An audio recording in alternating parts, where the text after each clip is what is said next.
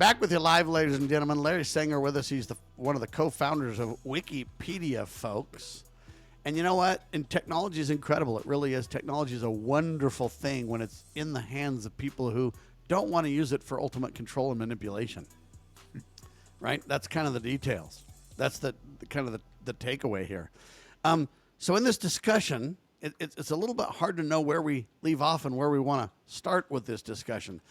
Lance, I'm kind of convinced this issue is who controls this is really gonna own the day, and the hesitation I have is the open source world basically says, hey, we'll give you what we give. The closed source world, as you put it, the universities, the others with databases or corporations or whatever, their information is not used to train the bot. So the bot's very sideways. And the only reason I joked and said that it's trained by Sam Bushman is because although it doesn't have all the libraries that you mentioned, from the Vatican onto the legal side to the, we can keep going.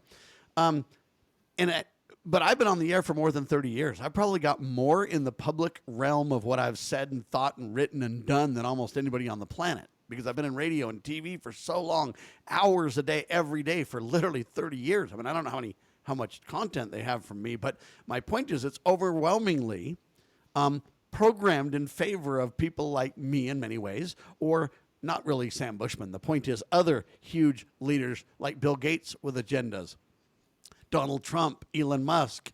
We can keep going. Larry, how does that affect the reality that we're facing today? It affects it hugely. I mean, there's a few different aspects here. I mean,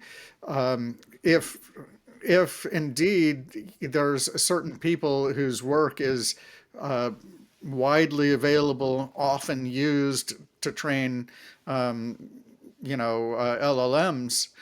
AIs, then they will be, and unless we're very careful, and the AIs will be biased as a result.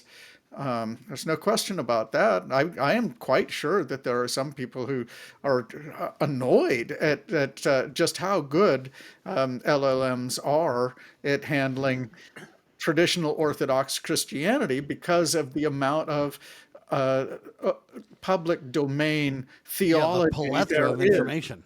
Yes, but going forward, that's not going to be the problem. Going forward, the whole question is going to be what sorts of materials are going to be reflected in something like ChatGPT. And then Lance, to further his point, if they take Sam Bushman, who have a big influence, they've got a huge body of work out there.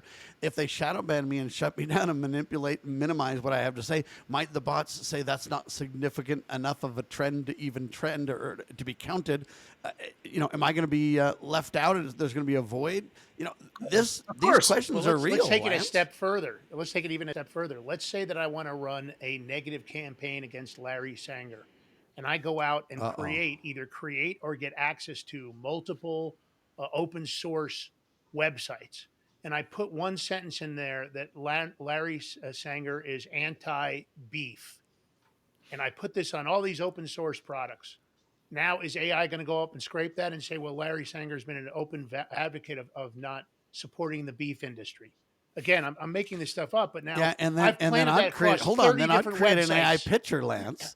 I'd create an AI photo, a deep fake photo. It would show me and Larry eating a burger together. What do you think of that? Exactly. Eating a big old steak together. But now the what? point is, now you could have, because we see this campaign, right? They're using bot farms right now. You see it sometimes that the bot farms, if they're hired by the left or they're hired by an NGO or a super PAC, it doesn't matter. You see it happen where all of a sudden a post will come out. They don't like Larry Sanger's 9 theses on Wikipedia, and somebody decides to spend money on a bot attack. Now all of a sudden social media is full of all kinds of stuff trying to attack Larry.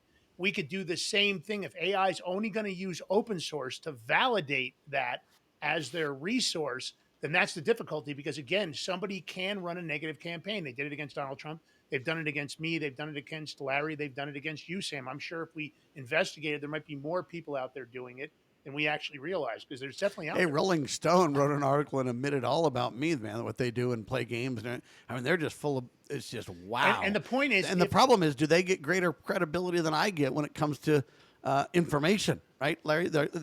Some of these chat bots and things like that, when they train, they decide who's more of a quote authority or authoritarian kind of a figure, and that's kind of what they go with too, right? Yeah, I think it's true.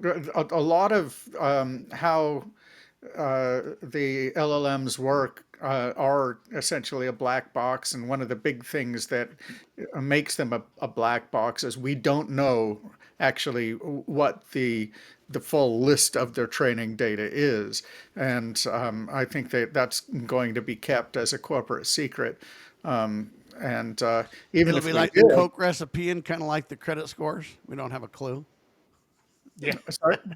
Credit scores. He said just Oh, like We don't, right, we right. don't know it's what we the don't know the magic formula of for credit scores or what's the Coke, do we? formula, That's you right. know? That's right. I Yeah. know. But I that's know. frightening, right? Because it's only as good as the sources it has available to do the homework in. And that's Yep. my And hold argument. on, and on the guidance that it's given by whoever runs or controls the model. At some point, you got to. For example, if Sam says that Larry loves beef, and Lance says Larry hates beef, who's the authority here? Well, obviously, everybody knows Lance is the Of authority, course it's me. I right? mean, there's no question about that.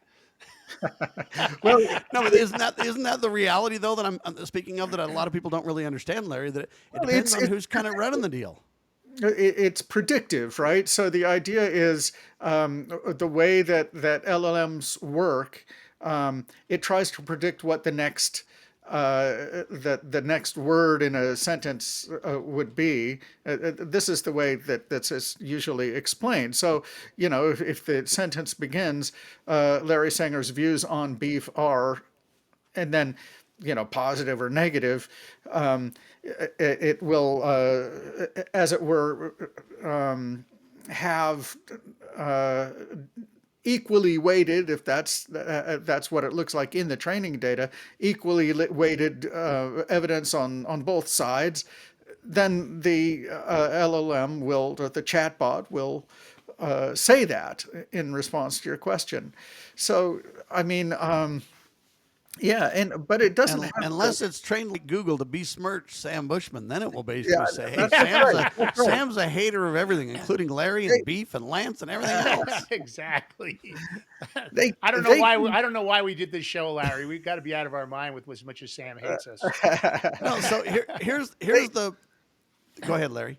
they can put their fingers on the scales in lots of different ways. So basically, there's a routine that they can go through where they take your question, and then they wrap it in a lot of other um, background information that they want to give to the LLM, and then they give the whole thing to the LLM. And so the idea is there's this background information that they can supply, and they can basically cause the LLM to have certain Yeah, biases, they or spiked the just punch. to resolve certain biases too. So it's actually really complicated, obviously, and I think we will all understand better how they work. Um, All right, you know, so let me ask you this. Biblically speaking, then, straight yeah, out, the yeah, Tower of Babel was they wanted to build a tower to get to heaven. And I know in our day we look at that and go, what kind of retards think they can do that? You can't see heaven. How are you going to get there? But there was more to it at the time than that. I think a lot of it was symbolic in nature. I'm not saying it didn't happen. I'm just saying that the idea is that you can't be above God. And that's do you think the modern reality of that is these LLMs, is the AI world, is quantum computing to where is it seeking to be above God? Is that the real underneath quest? Do you think? Yeah, well, it's interesting that you should say that because this is something that is said about transhumanism generally. There's a long history in theology of thinking about how human beings can usher in the new creation. That's really what's required. That Jesus isn't really going to come down. I say That they're on we are crack. going to create the new heavens and the new earth ourselves. I think that's not true. That's wrong. Sure. But yes, I think that a lot somebody like Elon Musk is motivated to a great extent by that sort of transhumanist idea that ultimately we, as technologists, somehow are going to be able to change human nature, to change the way that society operates, and usher in a heaven on earth. I think it's just wrong, and ultimately a recipe for disaster, as such things often are. We We've could tried. have the proper handle on it, ladies and gentlemen, if we realize that there is something greater than us. Call it God, call it deity, call it whatever you choose.